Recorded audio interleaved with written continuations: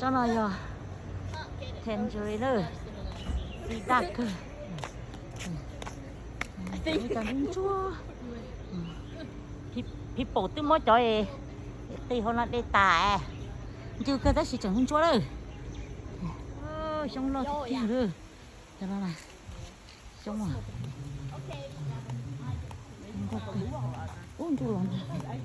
tôi lon nào biết cái một tờ nó xong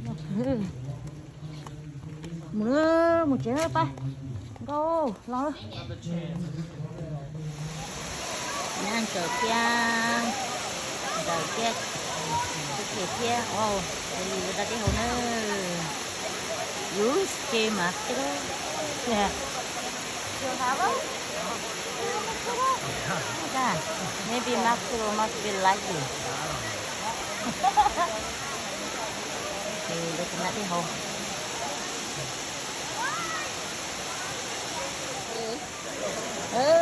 cái tốt không để đây chật chật mà để trong xếp theo cái tôi tới như đây cho lại tiền xe có con tới này nhưng mà người ta lại ít chút này tôi mong cái cô hàng mặt thì cái nó tung chế rồi thế nào thế hả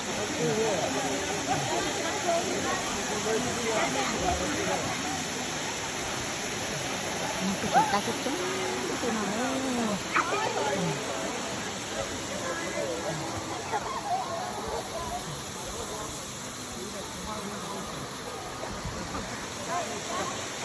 xong có khi chứ nam mình được ra đi rồi tội thì nó đến nó nữa đây chuột cha nó mà nó nhiều tô sư nó không cho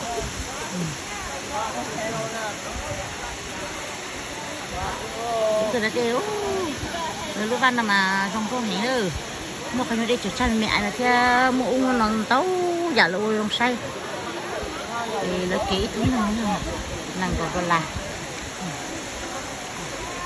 ta tiếp tục đã mặc tôi nữa tôi nó tiếp tục để kho để chuột cha nữa để chuột cha phải nó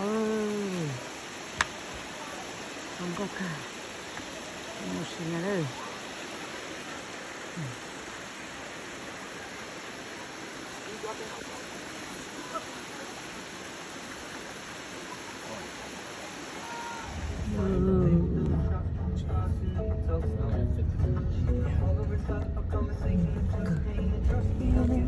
sụn nào nữa trong con rồng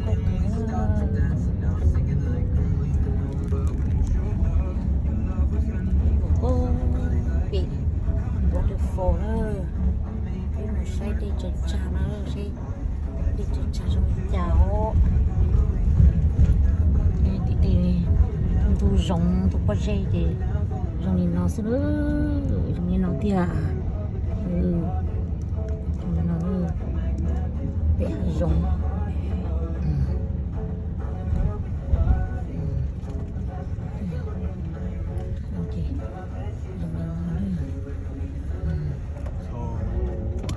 go. Just keep going straight, Drew, you think? I guess so. Because it doesn't say. Visitor center ahead. Oh, but we're looking for parking. Mình cậu mình cậu gì số nữa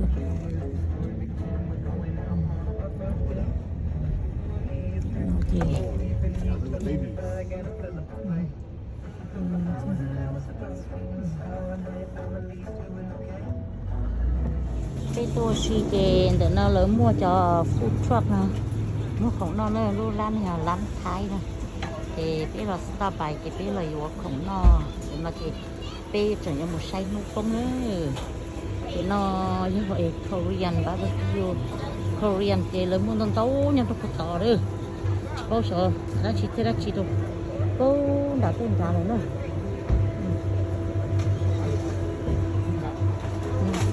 trong thì cái đó cũng đi cũng gió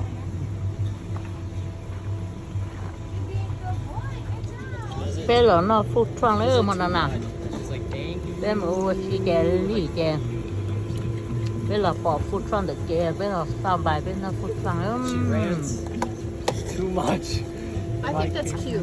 What's yours called? Okay, I used to be a yoga fan, but now I just don't care. Is it good? không I hate being that person. Yeah.